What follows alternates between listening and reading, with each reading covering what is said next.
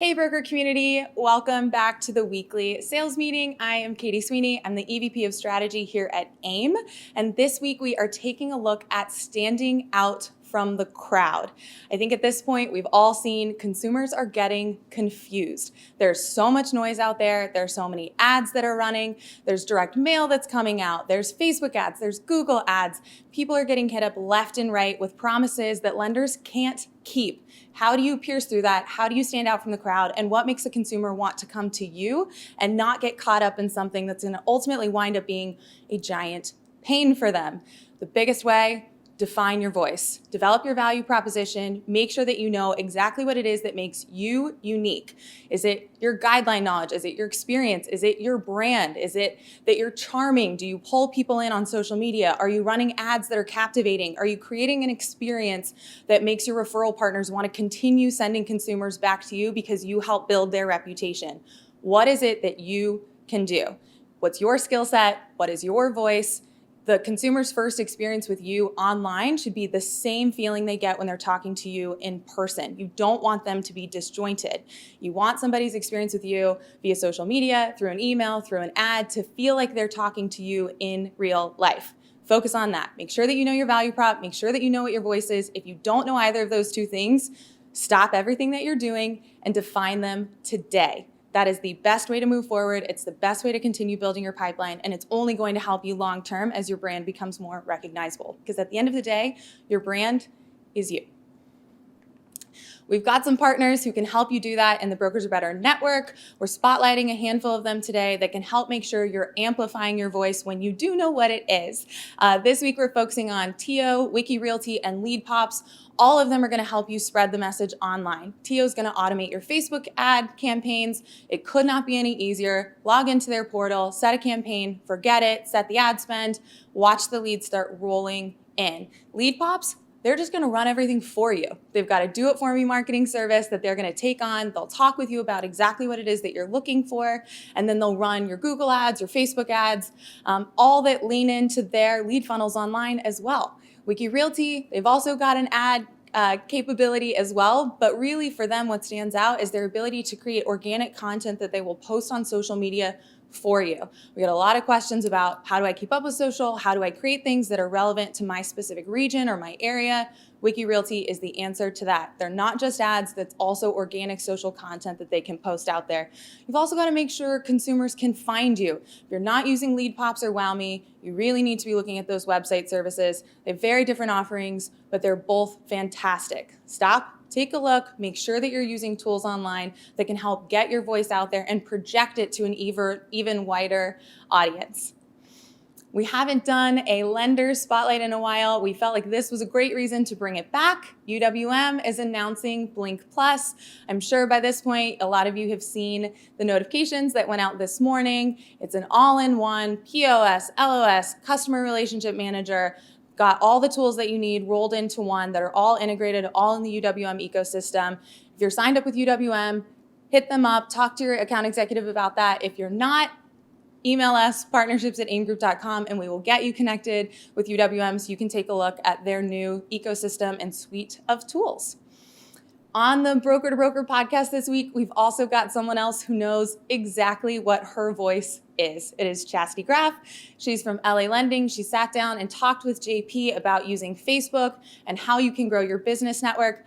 I personally go to Chastity and ask her for advice from time to time on when I should be posting things, how I pull more people into my footprint personally, and how we can help build AIME's footprint online as well. She's got a ton of knowledge in this space. She's a guru when it comes to social media. She's talking about all of that and more, balancing being a broker, the power of delegating when you have a team in place. Listen to the Broker to Broker podcast this week. Chastity Graff, it's a great one. Her and JP are a hoot. I know that you're going to enjoy it. It's going to be the best 45 minutes that you spend this week. I can almost guarantee it. Lastly, big thing, Fuse. A lot of y'all are asking about questions, when the agenda is going to come out. The agenda is rolling out next week. It's coming out immediately following Labor Day. Get excited. It's been finalized. We're really pumped about it. We're teasing different things about Fuse this entire week. First big tease, Matt Ishbia from UWM is coming back We all knew he was going to be there, but what we didn't know is that UWM has another big announcement that they're going to be making at Fuse this year. They've never disappointed with their Fuse announcements in the past. They're going to have a massive announcement that they roll out this year at Fuse, September 25th, online. If you haven't gotten your ticket yet, go check it out, aimgroup.com, go to our events page, snatch a Fuse ticket because you are not going to want to miss Matt's announcement. We are excited to get things rolling for the week, and we're going to kick it over to Rene. Thanks, guys. Okay, I'm excited because this by far is one of my favorite topics to discuss, differentiation. But before we get into that, I want to give you a little background as to where this word comes from in the greater context. Michael Porter is a Harvard business professor, and back in the day, in fact, right now, he's known as the most famous college professor, business college professor of all time. And he wrote two really important books. One was called Competitive Strategy, and the other one was called Competitive Advantage. Yep, he's the guy that coined that term, competitive advantage. And in his competitive strategy book, he said that there are only 3 ways that we compete. Now, all of you watching are in a competitive marketplace. And there's only 3 ways you compete. And the first one is through being the lowest cost provider. That's who can have the lowest rate and who can have the lowest price. Walmart's kind of got that figured out. And if any of your social media posts talk about how you have the lowest interest rate, we know what you've chosen to play. And so I want you to take this to heart because this may not be easy to hear. But lowest rate is not a long-term strategy for you. You have to be able to think through the second one, which is differentiation. And I'm going to go into detail around what that actually means. And the third would be a product focus, right?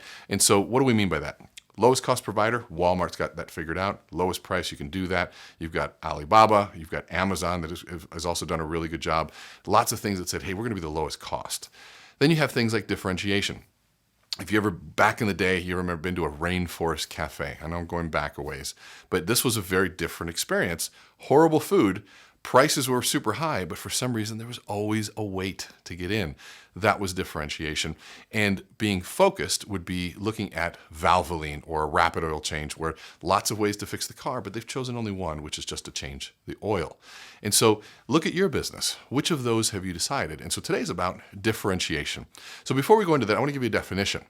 A lot of people say differentiation is about standing out. And so if that were true, I could just wear a clown suit and I definitely would stand out, but I haven't added any incremental value. And so I'm going to give you a definition that I want you to take to heart. Differentiation is the ability to sell your product or service without having to lower its price.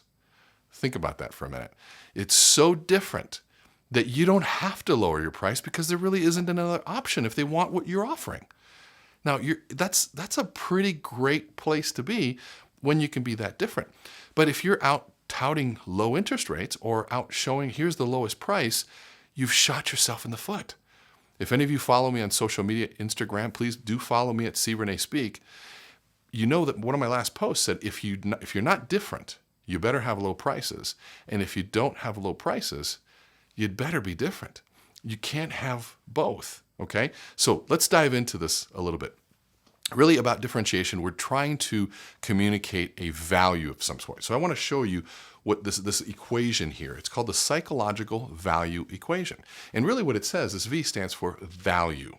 Your value is equal to the expected benefits. That's your ability to communicate. This is what you get when you work with me.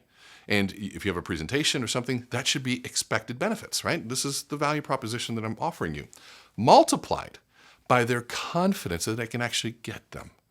Now, imagine if you had maybe a 10 in expected benefits and a -1 in their confidence. And you know what happens when you multiply a positive plus a negative, you get a negative. So the confidence has to be high. That's where we get into branding, testimonials, referrals, your office space, the way you carry yourself. All of that stuff, your ratings online, all of that stuff is about creating confidence minus the cost of doing business with you, right? So expected benefits multiplied by the confidence, if this goes up, minus the cost, and you should get at a positive number, and that's the value, okay? So I want you to think about that for just a minute. We're actually going to build 4 businesses. And the first one is we're going to start an ice cream shop. And the way we're going to market our business, and I want you to see if you can guess this, is we're going to get featured on the menus of high-end restaurants. and we're going to, in the posh, like sort of posh ice cream parlor shops and high-end restaurants. So what ice cream shop or ice cream brand did we just start? If you guessed it, yep, it's Haagen-Dazs. Okay, so the next one, we're going to start a chocolate company. But the way we're going to compete is we're going to have an amusement park, and we're going to focus on just one kind of chocolate on one specific holiday. Need a hint? And this holiday would be an egg. And if you guessed Cadbury, you're right. That's how they decided to compete. And now we're going to start another one where let's get into skin and body care. But we're going to do it differently. We're going to support social causes, raise self-esteem, save the planet, and all sorts of really good socially conscious things. What did we just start? It's the Body Shop. And the last one, let's see if you can guess this one. We're going to start a circus, but we're going to do it differently. We're not going to compete with Shrine Circus or Ringling Brothers. We're actually going to raise the price, and we're going to eliminate aisle concession stands. We're going to eliminate animal acts so we don't have to deal with PETA. We're going to eliminate star performers so that we can run the same show worldwide. We're also going to lower our costs.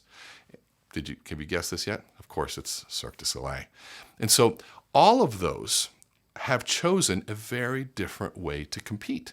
But what they did was they chose, especially let's look at Cirque du Soleil, they answered 4 questions, which I'm going to show you at the end of this. Those 4 questions help you create your value proposition. And so when you look at those 4 questions, I want you to ask yourself in your business, what do you need to raise? What is a little bit low right now that you need to raise? And the opposite question, what do you need to lower? Look at Cirque du Soleil, they raised their price. And they lowered their costs by holding them outside instead of in a stadium. They held them in parking lots under tents. And so they chose to raise price, raise the level of music and production. Now, what needs to be eliminated and what needs to be created? See, they eliminated aisle concession stand sales and animal acts, but they created a brand new experience. And so what is it that you need to create? What do you need to eliminate? When you look at those elements from your business perspective, ask yourself that question. What can we do? Pull your team together and say, hey, what do we need to eliminate? What do we need to create? What do we need to raise? What do we need to lower? And you'll be surprised at what people come away with. Now, again, this is not easy to do when people are buying everywhere. This is a long-term strategy. And so as you think about this, we also know that branding is critical as a part of that differentiation game. But branding is going to get you on the short list, okay? It's not going to get you the sale. Branding will get you on the short list of decisions, so this one stands out for these reasons, but differentiation is going to get you the sale. How you are differentiating. And there's a real secret here. In your business, differentiation is about the customer's experience of the sales process. What's it like to buy from you? Is it an enjoyable one? Is it one full of friction? Are you calling people back? Are they chasing you down? Or is this effortless and fun and intriguing and exciting? Learning, this isn't just about getting a mortgage. I'm building wealth. What is your sales process like? And is it about the experience? And here's the best part. Who controls the customer experience in the sales process? It's you. And so this all comes down to your ability to differentiate yourself through your sales process. And again, remember, differentiation is about you're selling your product or service without having to lower price. And so I urge you, and I beg you, please be careful about how often you're talking about low rates, because you're training your customers. You're training your buyers to think low rate must be their value proposition. And at some point in time, when rates go back up, they're looking at you and saying, oh, their value was low rate. Now there's no low rates. You must offer no value. Stay the course, folks. Stay the course. Start thinking long term about what's happening and how you can build your business from this differentiation strategy. If you notice, if you ever see me at an event, I usually have on a suit coat. It might be pink. It might have some color to it, something that stands out. Now, that just gets me to stand out so that if people see me on stage and they see me in the crowd for networking, they go, oh, there's Rene. It doesn't make me the sale. It just helps me engage in a sales process. People approach, I get a business card, I can engage in a sales process. So, and I want to challenge you on this thinking. I want you to challenge yourself on your business and how you can implement some of these strategies. So before we end, as I ask every week, how productive were you this week? Were you making your phone calls? Were you just putting out fires?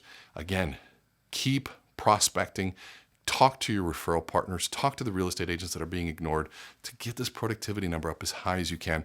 Talk to your team about it, and we'll see you again next week. Back to you, Philly. Thanks, Rene. Thanks for tossing that over to me. Really appreciate everything you do. The insight that you give is phenomenal. It's a breath of fresh air. And thank you for everything you do for this association. So for my segment, hello, everyone. My name is Marc Summers. I am the president of AIME. And, welcome to the weekly sales meeting. So obviously, this week's topic is talking about being unique, being different, being individual, and that's what makes us us. And I couldn't love this topic more, just for the mere fact of we're able to control our own destiny with what we do and who we want to be. We don't have to be a big bank. We don't have to have this certain sales funnel that someone from the top tells us how to do things. We are our own individuals. So what I want to do is go over a couple points, give you couple tips that I have that I use, and then let's continue to crush it the rest of this week, because remember, we are what's best for consumers, and I truly believe that. So we're going to continue to crush it this week and continue to move forward. So first off, I remember our first event that we did, I want to say it was in Irvine, California, April of 2018. And I was the first person to speak, and I remember getting up on stage and talking about, being independent. And it struck me right then and there, and I went off on a little tangent, which was a good tangent in my eyes, which directly correlates with what we're dealing with this week, which is being independent. Now, I feel like for the longest time, being independent in many people's eyes was just on our own deserted island, trying to figure things out, trying to make a living. But what I realized real fast up there, and where I went on my tangent, was being independent means being unique, being different, being your own self, and that's why consumers gravitate towards us, because they can relate to us. So when you sit here and talk about being individual or being independent, it is being your own unique individual self, and I want everyone to embrace that and love that, because that's what makes us us. That's why borrowers gravitate towards us, which is the best thing ever, because just like I've always said, and I'm going to say it forever since day one, which is we are what's best for consumers. So continue to be your unique, different, individual self, whatever word makes you feel better, because there's a reason why these consumers are coming to you and us, is because they can relate to us. It's just not someone sitting at big banks, sitting at a desk waiting to take an application, not really being the expert on anything. So continue to do what you're doing, be yourself, and enjoy being yourself. Number two is this, is one thing I've learned with this association is that, there's 1,000 right ways to do business. Now, obviously, there's wrong ways to do business, and we all know what those wrong ways are. But the one thing I've learned is there's 1,000 right ways to do that, and that's because we're able to be individual and we're able to be unique. So continue to do that. I've told thousands of people this, and I look at Facebook and I see people's videos and I see all this stuff, and there's some boisterous people out there, and I love them for that. You know what I mean? And then there's some shy people, and there's nothing wrong with that either. But I'm going to tell you this, continue to do what you do, be unique. There's 1,000, 2,000, 3,000, even probably more right ways of doing business. But what I want everyone to do is, step out of the crowd, be unique, be individual, and that's why consumers are going to come to you. So here I would probably say are my 3 tips, tips that I use daily, which is this, is number 1, I don't want everyone to treat your consumers the way you want to be treated. I want you to treat consumers the way you want to be treated, plus more. Okay, and that's where we have that ability to be a little bit more individual. So I always take it back to big bank, the bank down the street. I walked in the other day, and there's literally a person sitting there just waiting, and it says, "Can I ask you about your mortgage?" Like, what is that? So we have this ability to take it a step further. We have the ability, and we are the experts. So that's one case right there where you can treat others the way you want to be treated, plus more. So take that extra step. What is that extra step? I don't know, because everyone is their own person, and that extra step may be a video. That extra step may just be a phone call, a text message. I don't know. But what I want everyone to do is just take it one step further, and that's what makes us individual, and that's what makes us unique. Tip number 2 is this. Step outside your box just a little bit, okay? Now, there's many people in this association, and God love you guys. I know who a lot of you are. You step outside the box quite a bit, and you're really boisterous, and I love you for that. But at the same time, that's probably why they're also really successful. People want to see everyone's personality. They just don't want to sit behind a computer and know that someone's getting their mortgage done. They love personalities, and that's kind of the world we're living in today. So continue to be who you are. Step outside that box a little bit. Perfect example is if you don't like doing videos, maybe do one video a week. Just keep taking that extra step. I always relate it to working out, which I need to do more of, and I know that, which is this is, I've done this before where I sit there and go, okay, I'm going to start working out more. I'm going to go 3 times a day or 2 times a day. But then what happens is you get burned out or it's easy to retreat. But if you continue to step forward a little bit and just see a little bit of results, you know what I mean? So you do 1 video a week, 2 videos a week, you're going to see it. And then hopefully you get to the Gary V point where you're doing 19 pieces of video a day. You know what I mean? So that's where I want you to be. Step outside that box, continue to be you, but just give everyone else a little bit more of you because it's really important, okay? And number 3, I'm sorry, if you've met me before, this is just me, have fun with it, okay? I try to have pockets of fun where I have fun. Now that we all know there's a baseline where you need to be serious, you need to work your CRM. I get that, you know what I mean? But at the same time, have a little fun with it. This job, especially in these times, is so stressful that you got to have a little fun with it. And whether it's on your videos and stepping outside the box, or whether it's, goofing around with customers just a little bit more, I want everyone to have a little fun because it shows your personality, it shows your individualness, it shows your uniqueness. You know what I mean? And that's what people want, and that's why consumers come to us, okay? Because they can relate to us. So have a little fun with it. Find pockets of time. I try to have fun 24/7. If you ever met me, I think you kind of know that. But if not, just find these little pockets, or this job can get real stressful and it'll burn you out. So please continue to have fun with it. So those are my 3 tips. Those are kind of the points I wanted to go over today. I want to thank everyone for having me. I do not have a legislative update this week. I think that 50 basis point thing being thrown till December 1st was good enough for last week, and I want everyone to continue moving forward. Thank you for coming to the weekly sales meeting. We'll see you next week. I'm Marc Summers. I'm the president of AIME, and look forward to seeing you next week, 2 p.m. Eastern, for our weekly sales meeting. Have a great day.